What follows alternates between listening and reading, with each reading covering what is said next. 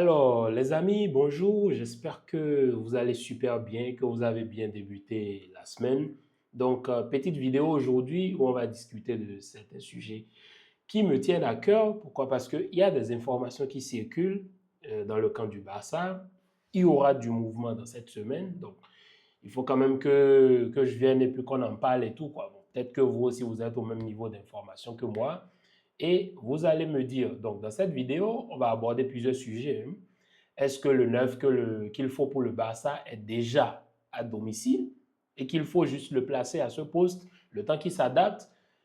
On va aussi parler de Lamine Yamal, on va parler des sorties des joueurs qui seront peut-être vendus cette semaine parce que il y aura beaucoup d'argent que le Barça va encaisser cette semaine.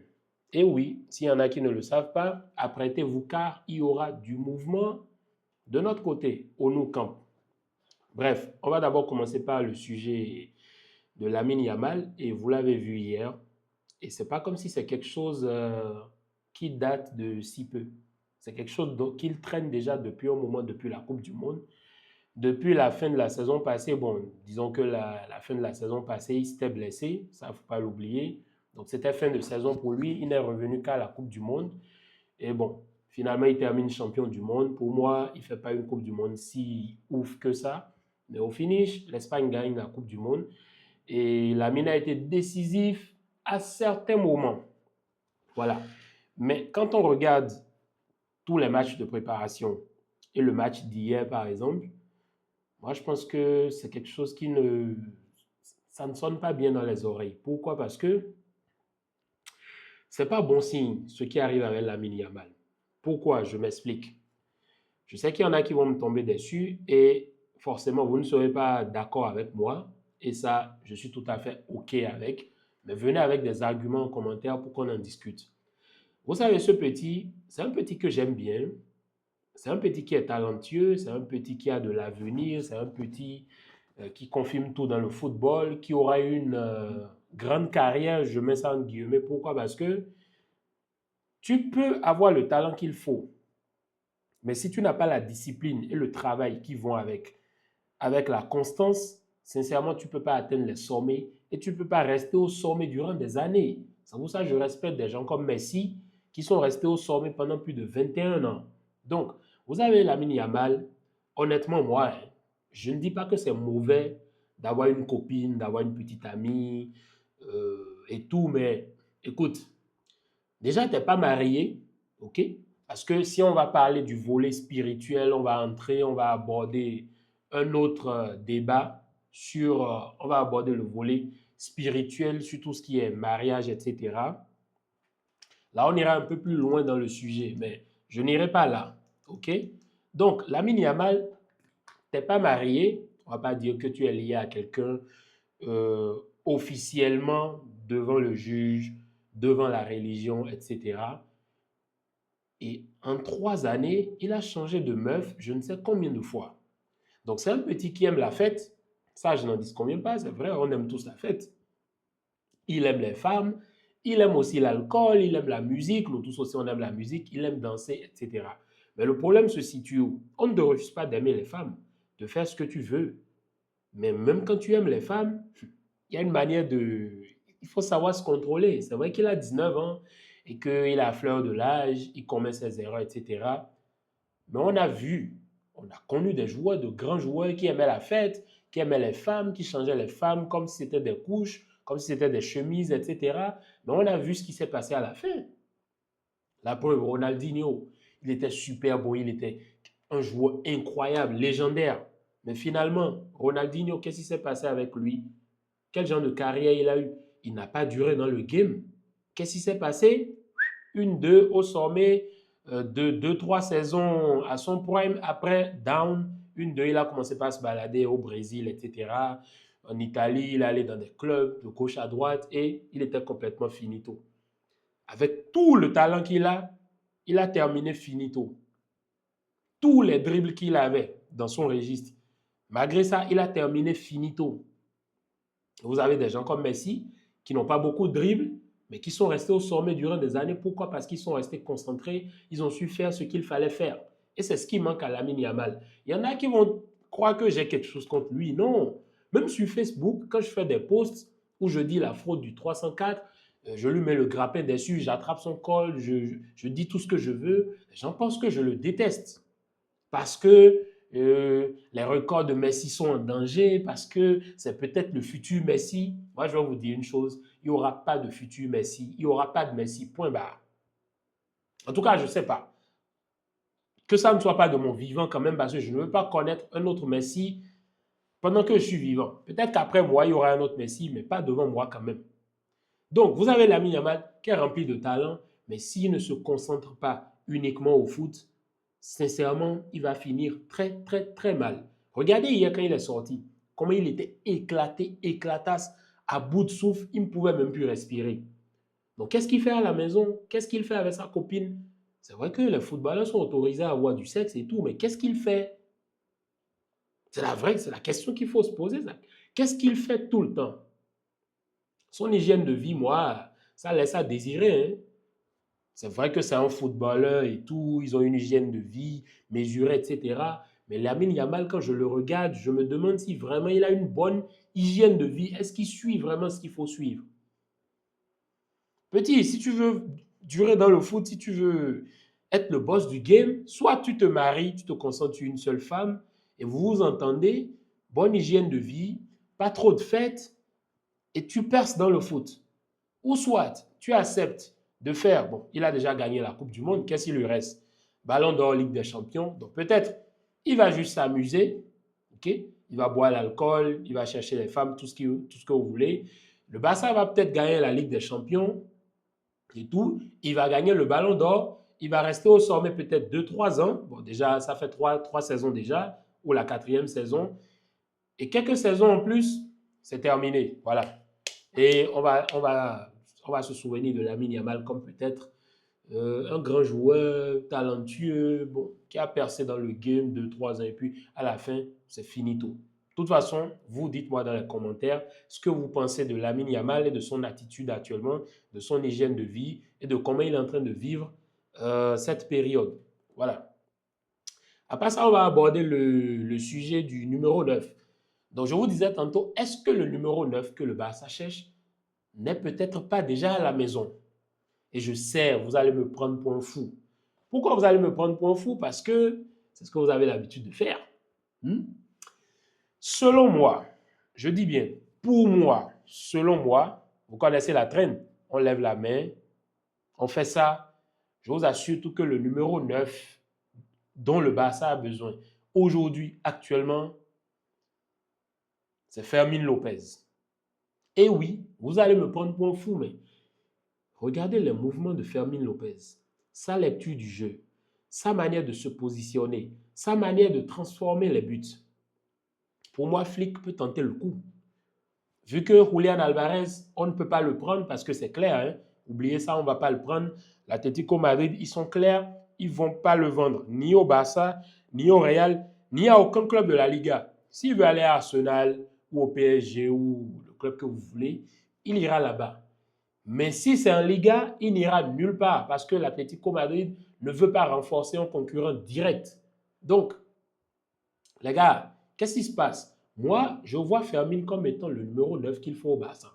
Pourquoi? Parce que, un, il est intelligent, il est très bon dos au but, il est très bon face au but, il ne tremble pas, il peut te déclencher des frappes de loin, il se positionne super bien, physiquement, il est au top, surtout quand il n'est pas blessé, physiquement, il est au top.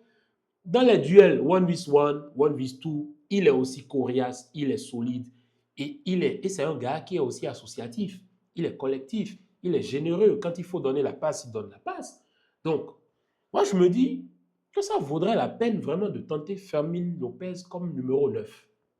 Et oui, vous allez me prendre pour un fou, mais ça c'est moi ça. Bref, parce que à part ça, le numéro 9 dont je parlais hier par exemple, et qui selon moi peut venir au Barça et pallier à ce poste de numéro 9. Actuellement, le plus accessible, c'est Lautaro Martinez. Moi, c'est sincère. Soyons sincères, c'est lui qui est accessible. Parce que Julian, l'Atlético Madrid ne veut pas le lâcher, comme je disais tantôt. Pour ceux qui auraient vu les replays et tout, vous avez vu comment le Metropolitano l'a accueilli. C'est clair que soit Julian, il s'excuse et joue au football pendant la saison, soit il ne s'excuse pas et le public va le siffler, le siffler, le siffler durant toute la saison. Donc, il va se mettre à dos, les gars, et ce ne sera pas du tout bon. Okay? Je ne sais pas si dans les clauses, c'est possible pour lui de résilier son contrat comme ce que Cancelo a fait avec son club, mais ça va être vraiment compliqué pour Julian. Donc, les gars, Julian, oubliez tout ça. Donc, de l'autre côté, je vous disais tantôt qu'il y aura des mouvements cette semaine. Du côté du camp Barça, il y aura des mouvements. Il y a Manchester City qui a pris des nouvelles sur De Jong. C'est vrai que De Jong sera out, je pense, 4 mois ou 5 mois. Mais Manchester City le veut pour la deuxième moitié de saison, c'est-à-dire de janvier, février à la fin de la prochaine saison. Donc, Manchester City, ils ont contacté le Barça pour prendre des informations pour savoir est-ce que c'était possible d'avoir De Jong à... Bon, le prix, je ne peux pas encore vous le dire parce que je n'ai pas le prix. Mais Manchester City est intéressé par De Jong. Et moi, si j'étais De Jong, franchement, De Jong, si tu peux, c'est vrai que Gavi, c'est compliqué et que avec le niveau que Gavi affiche, avec ses pépins physiques, De Jong a encore sa place dans cette équipe, mais honnêtement, si j'étais De Jong, avec l'arrivée de Rodri et la panoplie de joueurs qu'on a au milieu de terrain, moi, si je suis De Jong, je me tire du Barça et je pars. Pourquoi déjà? Parce que, c'est un gars, éternel espoir. Tout le temps, c'est oh, De Jong, il est bon, il est si. Une de, il te fait un bon match. Tout ça, tout le monde va te dire ah, De Jong, si, De Jong, ça. Mais honnêtement, on est déjà arrivé à un moment où c'est bon. OK? Tu pars de l'autre côté, c'est plus notre problème. Un peu comme Ferran Torres qui est parti, il a marqué un doublé et les fans du PSG déjà ont commencé par parler. En mode, vous connaissez Ferran Torres plus que nous. OK, il peut marquer 1000 buts là-bas, mais au Barça, il est éclatasse, il a été éclatasse. C'est vrai qu'il a été clutch à un moment donné, on va pas refuser, mais il y a des moments clés où il fallait marquer des buts, il a fait du n'importe quoi. Donc aujourd'hui, si Manchester City veut De Jong, honnêtement, prenez cadeau, prenez-le, partez, nous, on encaisse l'argent parce que nous, on a besoin de ça pour recruter d'autres joueurs, on a besoin de ça pour recruter un défenseur, un numéro 9 et aussi un latéral. Et en parlant de latéral, il y a Koundé qui a la possibilité de partir aussi. Et honnêtement, je sais qu'il y a Eric Garcia là, et il faut une doublure qui est Koundé, parce que Koundé a perdu naturellement sa place de titulaire. Ça, depuis la saison passée, on l'a vu. Mais aujourd'hui, si Koundé reçoit une offre et que l'offre est bonne pour le Barça, honnêtement, Koundé aussi peut partir. Et oui, parce qu'on est arrivé à un niveau où maintenant, il y a certains joueurs du club là, il ne faut plus avoir pitié. OK? Vous avez déjà fait votre temps, vous pouvez maintenant continuer votre carrière ailleurs.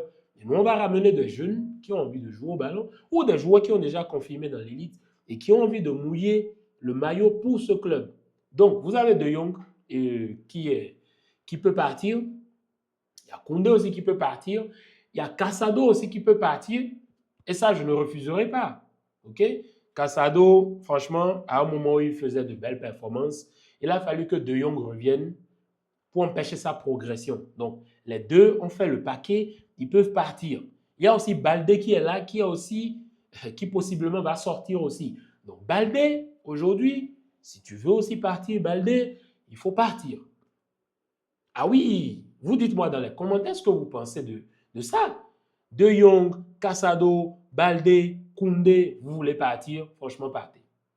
Comme ça, vous nous permettez d'encaisser des sous et nous, on prend ces sous-là, on achète d'autres joueurs. Oui. Parce qu'aujourd'hui, De Jong qui te fait pratiquement une saison, il n'est pas disponible. On gagne la Liga sans lui. On gagne la Liga sans Casado. On gagne la Liga sans Baldé. C'est ce qu'il faut voir en fait du point de vue sportif. Il ne faut pas rester sous les émotions en mode « Ah, mais... » Parce que nous, les Barcelonais, on a ce souci-là. On veut que le joueur parte, mais dès que le joueur est sur le point de partir ou le joueur part, c'est nous aussi, c'est nous-mêmes on commence à pleurnicher en mode « Ah, il est parti, pourquoi on l'a laissé partir et tout. » Non. À un moment donné, les sentiments et autres, les émotions, il faut laisser ça de côté et ces gars-là doivent partir. Ah oui, là tu prends Lautaro Martinez, tu cherches un défenseur, peut-être Sensi me plaît bien. Tu prends un Sensi, tu l'amènes en défense centrale. tu cherches un bon latéral qui sera la doublure de Eric Garcia et c'est bon. Milieu de terrain, tu es déjà blindé. Il n'y a aucun club au monde qui peut s'asseoir en face de toi et te dire qu'il a plus de milieu de terrain que toi. Donc, les gars, honnêtement, pour moi, le numéro 9 qu'il faut pour le Barça, c'est Fermin Lopez, au cas où on n'arrive pas à signer de numéro 9 d'ici la fin de semaine, d'ici la fin du mercato. Les joueurs qui peuvent sortir, qui peuvent partir, n'ont qu'à partir, surtout De Jong. De Jong, vous connaissez le salaire de De Jong. De Jong, il a 16 millions, si je ne me trompe pas. Donc, De Jong qui s'en va, c'est la masse salariale qui diminue, mais de ouf. De ouf. Koundé aussi, qui a 12 millions, si je ne me trompe pas, ou 14 millions, Koundé aussi peut partir. Vous libérez la masse salariale et le club recommence à respirer. C'est-à-dire maintenant, on prend des joueurs qui viennent et qui sont prêts à diminuer leur salaire. On prend des joueurs qui viennent et qui sont prêts à mouiller le maillot pour le club. Et à part ça, Lamine Yamal aussi qui doit se reprendre très vite. Hein. Honnêtement, qu'il laisse les femmes, la fête et autres. Et je lui parle en tant que grand frère. Parce que même moi, j'ai connu cette période. Il y en a dans les commentaires, vous allez me dire. Ceux qui sont déjà trentenaires et plus, on a connu cette période où on avait les femmes de gauche à droite et tout, on était fiers, on pensait qu'on était des dieux et tout. Mais à un moment donné de notre vie, on se rend compte que il n'y a pas que les femmes dans la vie. OK? Il y a ta carrière, il y a l'argent que tu dois gagner pour être le pourvoyeur de ta famille, pardon, pour construire ta carrière, ta vie, ton futur, etc. Donc, Lamine Yamal, déjà, toi, ton futur, il est déjà garanti. Des contrats avec Adidas, etc. N'en parlons plus. Mais le footballistique, vraiment la carrière, la discipline, il faut que quelqu'un parle avec ce petit et lui dise, sincèrement, si tu veux percer dans le game, si tu veux faire long feu dans le football, honnêtement, il y a certaines choses que tu dois laisser. Parce que je ne peux pas comprendre qu'à 19 ans, tu es aussi éclatasse physiquement qu'on te sort et limite, tu respires. C'est pas sérieux. C'est pas du tout sérieux. Allez les gars, c'était tout pour la vidéo de début de semaine. Franchement, je vais essayer de faire plus de vidéos. Là, je sens que je m'organise mieux, là, donc j'ai un peu plus de temps. Je vais prendre mes vidéos, vous les balancer tranquillement dans le plus grand des calmes. Allez, voilà. C'était tout pour la vidéo, les gars. Bon début de semaine, bien de choses à vous. Et on se croise demain après-demain pour les débriefs Sociedad avec autres là. Donc, on se check. Allez, bien de choses à vous et peace. Le tableau derrière, ne pensez pas que... Bon, je vais l'utiliser à un moment donné hein, pour faire des leçons de tactique et autres là. Mais bon, c'est un tableau sur lequel je suis en train de réviser pour une certification que je veux passer d'ici la fin de l'année. Donc, vous imaginez, j'ai débloqué, j'ai carrément activé le mode ouais, étudiant. J'ai pris carrément un gros TP, j'ai pris le tableau, donc j'étudie comme avant, quoi. Hein? Voilà. OK? Donc, tout ça, c'est pour le développement continu professionnel. Et moi, je suis focus. Je ne suis pas comme Lamine Yamal. OK? Pourtant, je ne gagne pas des millions comme lui, ce petit bambino. Allez, bien de choses à vous. Peace.